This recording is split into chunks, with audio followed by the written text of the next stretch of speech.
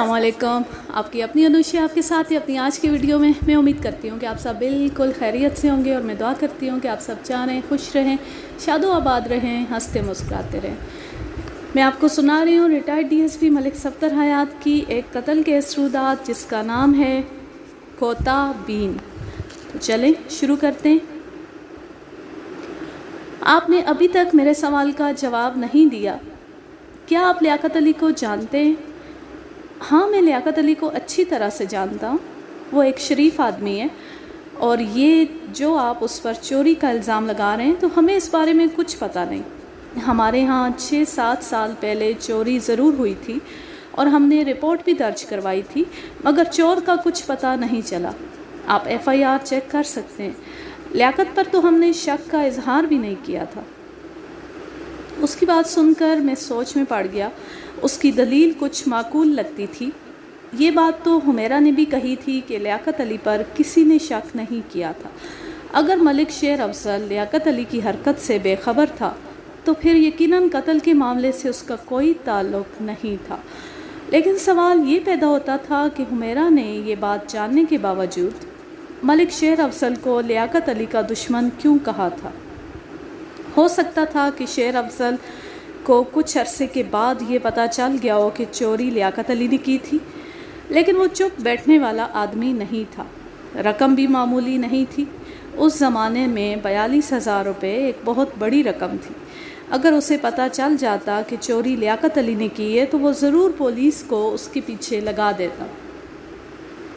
मुझे मालूम है कि इस वक्त आपको लियाकत अली पर शक नहीं हुआ था, लेकिन बाद में आपको ये बात मालूम हो गई थी कि चोरी लियाकत अली ने की है। वो संभल चुका था और सोच समझ कर जवाब दे रहा था। मैं ये बात पहली दफ़ा आपके मुंह से सुन रहा हूँ, उसने कहा। मुझे तो अभी भी यकीन नहीं है कि चोरी लियाकत ने की थी। वो शरीफ आदमी था। क्या आपको मालूम था कि लियाकत लाहौर में रहता है? मैंने पूछा। उसने नफ़ी में सर हिलाया। नहीं, मुझे ये बात मालूम नहीं थी। मैंने सुना है कि वो मुल्क से बाहर गया हुआ था। आपके पास कितने आदमी काम करते हैं? तकरीबन 10-12 आदमी होंगे। आप ये बात क्यों पूछ रहे हैं? मैं एक कत्ल की तफ्तीश कर रहा हूँ। चूँकि मुझे आप पर शक है इसलिए मैं ये जानना चाहता हूँ कि आपके पास किस किस्म के लोग काम करते हैं। अगर आप ताउन नहीं करेंगे तो मुझे अपने इख्तियारात इस्तेमाल करना पड़ेंगे, लेकिन मुझे उम्मीद है कि इसकी नौबत नहीं आएगी। ताउन के लिए हम हाजिर हैं, उसने सर को खम करते हुए कहा, लेकिन यहाँ कोई कातिल नहीं है। अल्लाह करे कि ऐसा ही हो, मैंने कहा। हम भी किसी बेगुनाह को परेशान नहीं करना चाहते।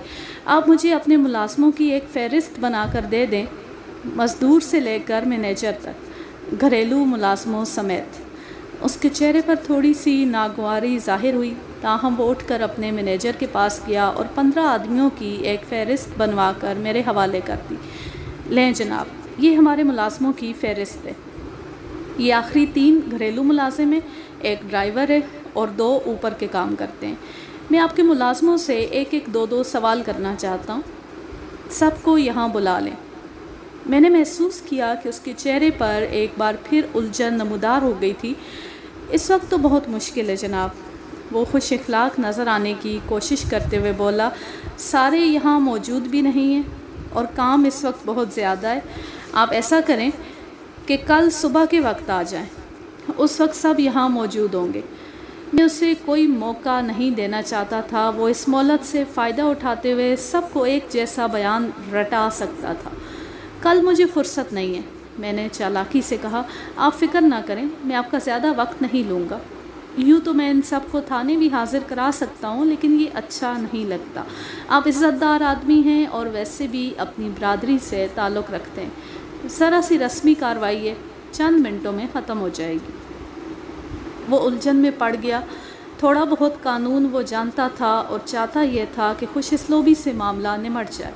मेरे इसरार पर उसने तमाम मुलाजमों को वहाँ जमा कर लिया। उनकी तादाद 10 या 11 थी।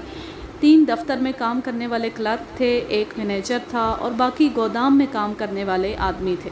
दफ्तर के साथ एक और कमरा था जो हालबंद बैठक के तौर पर इस्तेमाल होता था। उसका एक दरवाज़ा बगली गली में खुलता था। मैंने उन 11 आदमियों को ASI के सुपुर्द किया और ख़ुद बैठक में जा बैठा।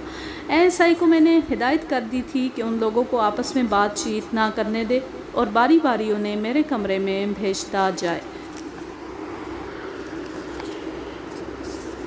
ASI کو میں نے ہدایت کر دی کہ ان لوگوں کو آپس میں بات چیت نہ کرنے دے اور باری باری انہیں میرے کمرے میں بھیجتا جائے۔ ملک شیر افضل نے بھی میرے پاس بیٹھنے کی کوشش کی مگر میں نے اسے نرمی سے باہر بھیج دیا۔ ایک بات بتانے کا خیال نہیں رہا، ان 11 افراد میں وہ طویل القامت نوجوان شامل نہیں تھا جس سے میں نے شیر افضل کی میز کے پاس کھڑے دیکھا تھا۔ میں ہر شخص سے صرف 2 سوال کرتا تھا، پہلے اس کا نام پوچھتا، پھر اسے کہتا کہ شیر افضل اینڈ کمپنی میں کام کرنے والے دوسرے افراد کے نام بتاؤ۔ سارا انٹرویو نصف گھنٹے میں مکمل ہو گیا اور میرا مقصد بھی پورا ہو گیا۔ ملک شیر افضل نے جو فہرست مجھے دی تھی اس میں 2 ناموں کا اضافہ ہوا تھا، ایک نام غلام غوث تھا اور دوسرا نذیر احمد عرف جیرا۔ دلچسپ بات یہ تھی کہ مینیجر نے یہ 2 نام نہیں بتائے تھے، باقی ملازم دوسرے ناموں میں سے ایک آدھ نام ضرور بھولے تھے لیکن غلام غوث اور جیرے کا نام کوئی نہیں بھولا تھا۔ مینیجر کا نام محمد اعظم تھا، وہ 40-45 سال کا اچھا مضبوط اور ہوشیار شخص تھا۔ میں نے اسے دوبارہ اپنے پاس بلا لیا۔ میاں محمد اعظم، تمہیں اس کمپنی میں کام کرتے ہوئے کتنا عرصہ ہوا ہے؟ تقریباً 12-13 سال ہو گئے ہیں جناب۔ اتنا لمبا عرصہ یہاں کام کرنے کے باوجود تمہیں یہ بھی نہیں پتہ کہ کمپنی میں کتنے آدمی کام کرتے ہیں؟ کس نے کہا ہے کہ نہیں پتہ؟ اس نے جمے ہوئے لہجے میں کہا، میں ایک ایک کو جانتا ہوں، اچھی طرح جانتا ہوں۔ اچھا، ذرا اندر سے حاضری اور تنخواہوں کا رجسٹر اٹھا لو۔ وہ اپنی جگہ سے نہیں ہلا، بولا، اس قسم کی چیزیں ہم صرف انکم ٹیکس والوں کو دکھانے کے پابند ہیں۔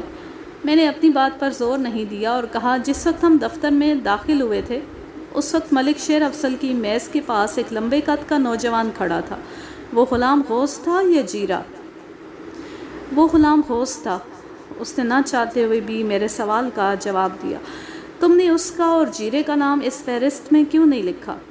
وہ ہمارے ملازم نہیں ہیں، ملک صاحب نے 1 ہفتہ پہلے ان کی چھٹی کر دی تھی۔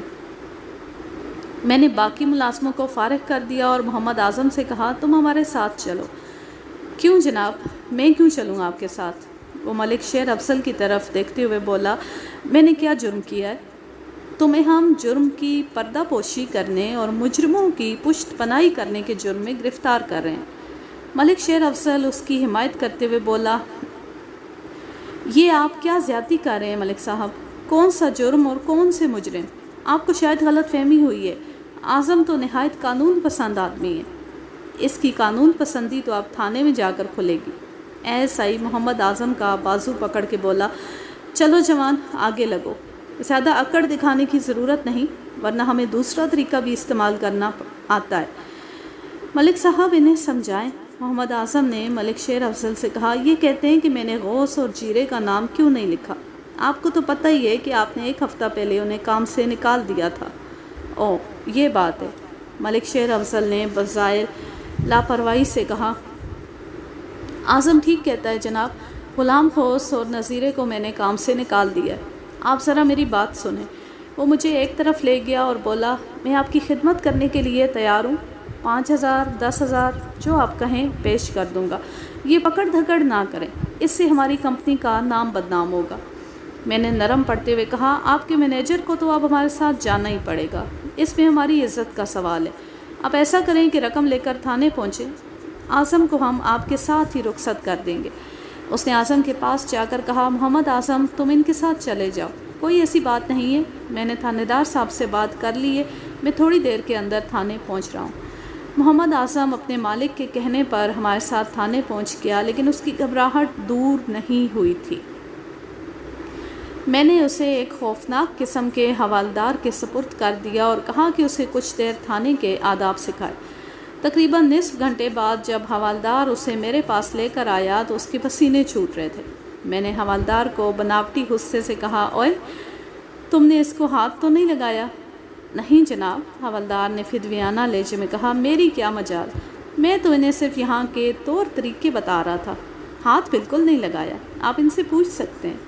محمد اعظم ہاتھ جوڑتے ہوئے بولا، جناب آپ مجھ سے جو پوچھنا چاہیں پوچھ لیں، میں آپ سے کوئی بات نہیں چھپاؤں گا، میں سچ کہتا ہوں، مجھے ملک صاحب کے اندرونی معاملات کا کوئی علم نہیں ہے۔ تو اب تم نے ہماری زبان سمجھنا شروع کر دی ہے، پہلے تو یہ بتاؤ کہ تم نے غلام غوث اور نذیر احمد کا نام فہرست میں کیوں نہیں لکھا تھا؟ جناب میں ملک صاحب کا نوکر ہوں، انہوں نے جو حکم دیا میں نے ویسے ہی کیا۔ تم نے یہ جھوٹ کیوں بولا کہ غلام غوث اور نذیرے کو ملازمت سے نکال دیا؟ یہ بھی جناب میں نے ملک صاحب کی مرضی دیکھتے ہوئے کہا تھا، وہ نہیں چاہتے تھے کہ ان دو آدمیوں کا ذکر آپ کے سامنے کیا جائے، میں بالکل بے گناہ ہوں۔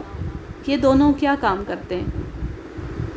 غلام غوث ملک صاحب کا ٹرک چلاتا ہے اور جیرا کلینر ہے،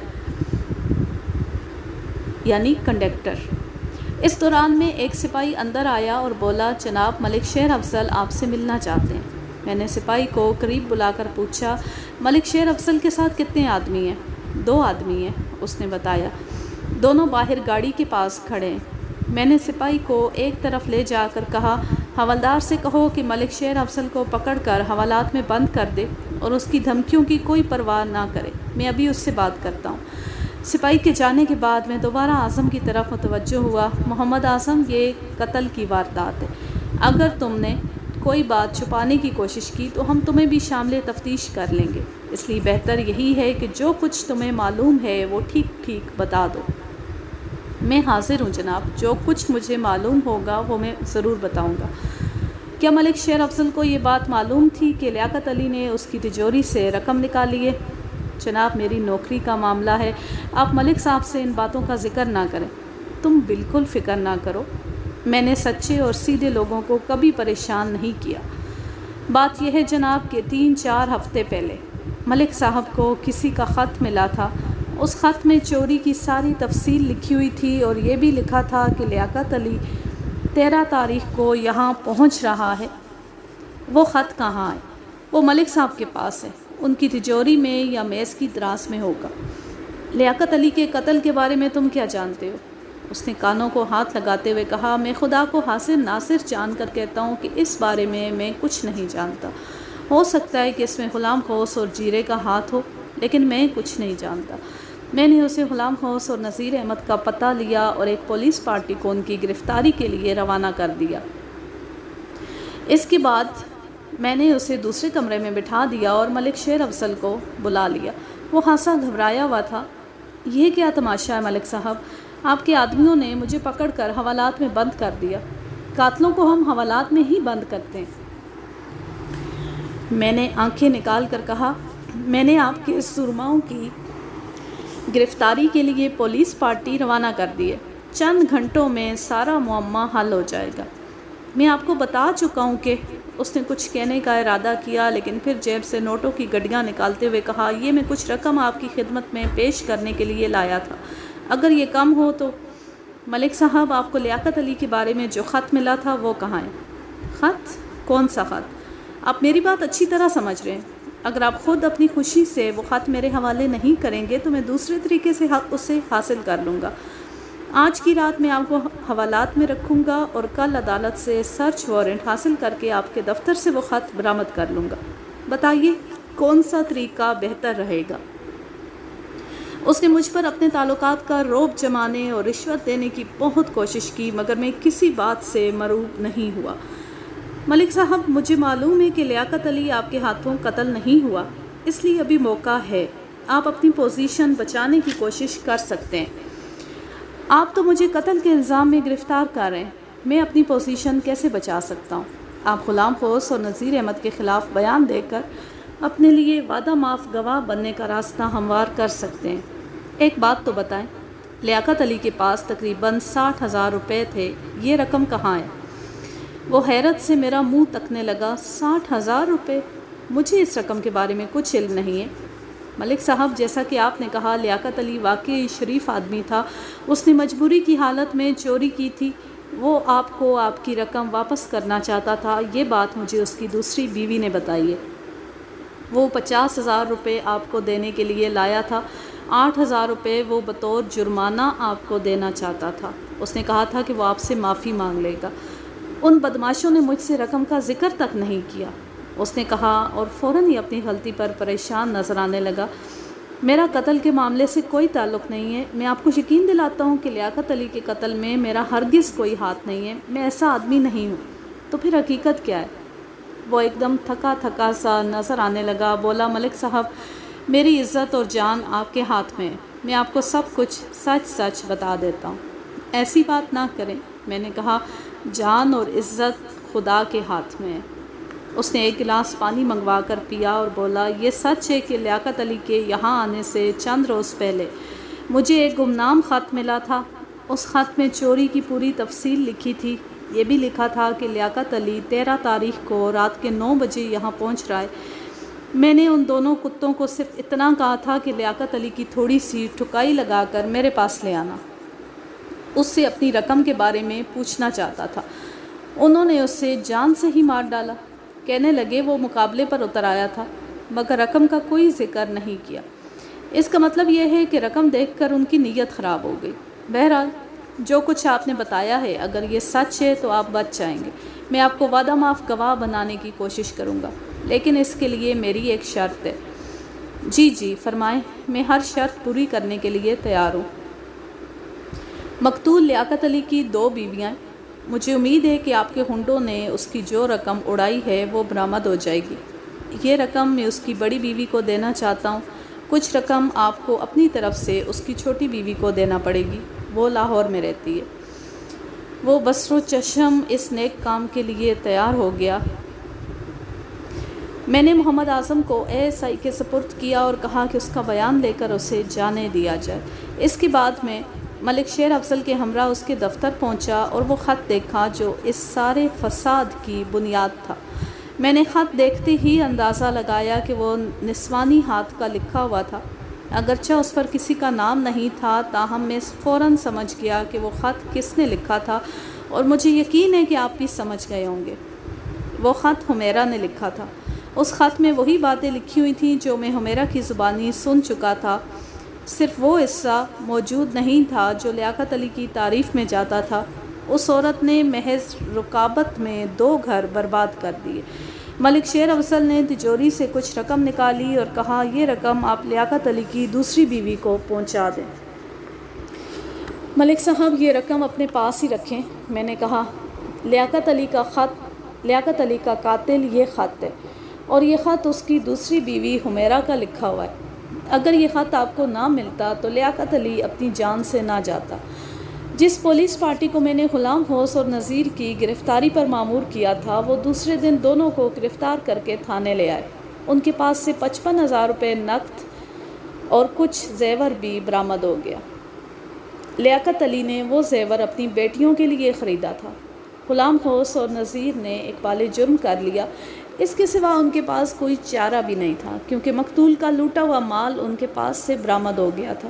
انہوں نے اپنے اقبالی بیان میں کہا کہ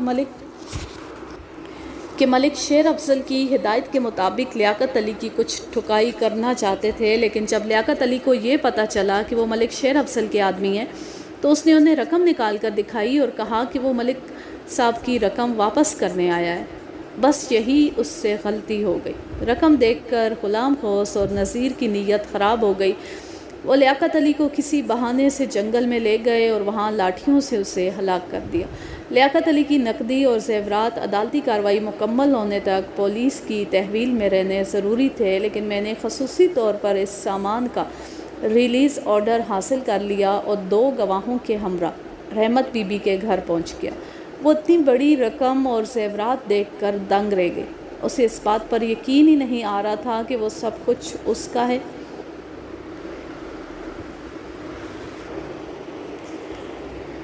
میں نے اس سے رسید پر دستخط کرائے اور واپس جانے لگا تو اس نے کچھ رقم مجھے دینا چاہی۔ رحمت بی بی، یہ سب کچھ آپ کا اور آپ کی بچیوں کا ہے۔ یہ آپ کے شوہر کی محنت کی کمائی ہے، اس پر میرا کوئی حق نہیں ہے۔ اگلے روز میں لاہور گیا اور دوبارہ حمیرہ سے ملا۔ رسمی کلمات کے بعد اس نے پوچھا، قاتل کا کچھ پتہ چلا؟ میں نے جیب سے اس کا خط نکالا اور اس کی طرف پھینکتے ہوئے بولا، یہ ہے تمہارے شوہر کا قاتل، تمہارا قاتل خط۔ وہ کچھ نہیں بولی۔ اس کے چہرے پر ندامت اور تاسف کے سوا کچھ نہ تھا۔ میں نے خط اٹھا لیا اور کہا ضروری سامان ساتھ لے لو اور چلنے کے لیے تیار ہو جاؤ۔ اس نے حیرانی سے پوچھا کہاں؟ تمہیں عدالت میں گواہی کے لیے پیش ہونا پڑے گا۔ تم اس مقدمے کی اہم گواہ ہو۔ اگر تم پس و پیش کرو گی تو میں مجبوراً تمہیں گرفتار کر کے لے جاؤں گا۔ خدا کے لیے مجھے نہ لے کر جائیں، میں وہاں ذلیل ہو جاؤں گی۔ میں نے سخت لہجے میں کہا اس ذلت کو تم نے خود دعوت دی ہے، اس لیے مجھ سے کسی نرمی کی امید نہ رکھو۔ میں نے پہلی مرتبہ اس کی آنکھوں میں آنسو دیکھے۔ وہ اٹھی اور سامان باندھنے لگی۔ یوں یہ کہانی اپنے اختتام کو پہنچی۔ اب میں لیتی ہوں آپ سے اجازت۔ جا رہے خوش رہیں، شاد و آباد رہیں، ہنستے مسکراتے رہیں۔ اللہ حافظ، اللہ نگہبان۔ اور ایک چھوٹی سی بات اور، اس کہانی کے اختتام میں یہ نہیں بتایا گیا کہ مجرموں کو کیا سزا ہوئی۔ اصل میں پولیس کا کام تفتیش کرنا، ثبوت اکٹھے کرنا، گواہ تلاش کرنا اور ان سب کو عدالت میں پیش کرنا ہوتا ہے۔ اب عدالتی کارروائی کتنا عرصہ چلتی ہے اور آخر میں مجرموں کو کیا سزا ہوتی ہے، کبھی تو آخر میں ایک آدھ لائن میں وہ بات بتا دی جاتی ہے اور کبھی کسی کہانی میں نہیں بتائی گئی۔ تو جن میں نہیں بتائی گئی، اب میں اپنے پاس سے تو کوئی سزا بیان کرنے سے رہی۔ یہ بات میں خاص طور پر اس لیے کہہ رہی ہوں کہ پہلے کچھ کہانیوں میں ایسا ہوا ہے اور آپ لوگ کمنٹ کر کے پوچھ رہے ہوتے ہیں کہ کیا سزا ہوئی تھی، تو اس کہانی میں یہ بات نہیں بتائی گئی۔ مجھے دیں اجازت۔ اللہ حافظ، اللہ نگہبان۔